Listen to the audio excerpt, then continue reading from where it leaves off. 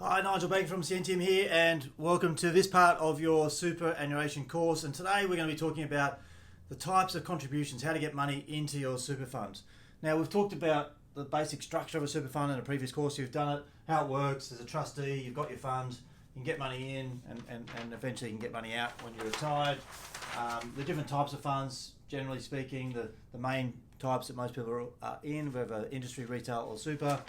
And so now we're going to talk about how you get your money into this super fund. So we've talked about this is your fund, and we want to get money in here because that's a great way to, obviously you're forced to put something to start with, but it's a great way to invest for your future retirement, a significant aspect. Some people will rely totally on their super fund, some might have some other investments or property, but it's a really, really important part of your financial life. So we're all about making sure you understand it better so you can get the most out of it for you. We're trying to flip the industry around, which an industry that perhaps has been more focused on products. So we're trying to make this industry much more focused about the end user, which is you listening. So you've got your, so 11% of your salary at the moment goes into super. If you're employed, if you're self-employed, you can put that in yourself, of course. But that's the law. So if it's not going in, ask your payroll team. You can speak to the ATO if it's not there, but check your pay slip, check your super fund that it is going in to your fund either monthly or quarterly. So that's the obligation of any employer in the country. They've got to pay this super, it's compulsory.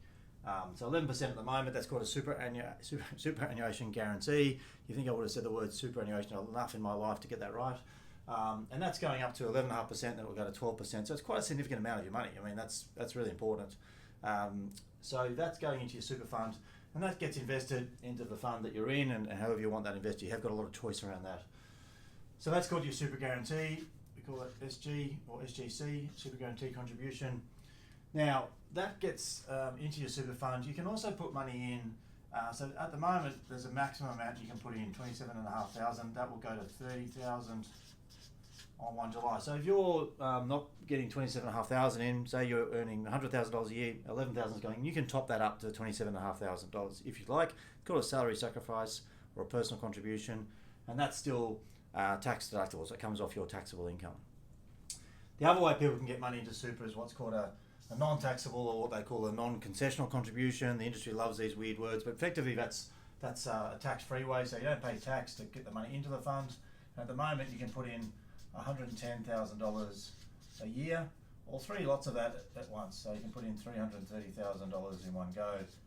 Now, obviously, 3 years, you've got to wait another 3 years to do it again. Now, what that means is if you've inherited money or you're near retirement, most people, if they're 21, might not do that because they can't access their money until they retire.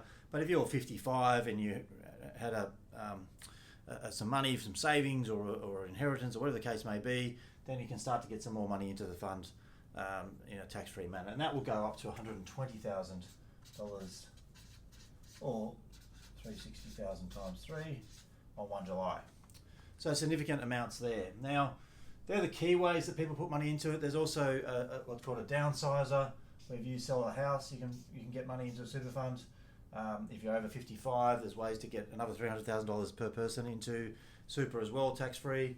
And if you have a business, so if you sell a business, there's also some ways you can get money into super if you sell a business as well. They're the main ways you can get money into a super fund. Generally speaking, there's always a few little ways, little quirks in any system, but most people, 99% of people, are going to be putting money in for their super fund like this, and they might get some extra money from down the track where they've saved it and they think about getting into this. And why would you do that? Well, while you're working away, it's called an accumulation fund, and it's getting taxed at 15%. That's not a bad tax rate. And when you retire, when you're age 60 plus, you can potentially retire, access this money, and it doesn't get taxed up to $1.9 million each. It's pretty good. $1.9 million per person, tax-free in super. It's quite a lot of money tax-free, pretty generous system. It's almost like a little tax haven. There's not many places in the world where you can be tax-free. If you're a couple, you can have up to $3.8 million tax-free earnings and the income out to you.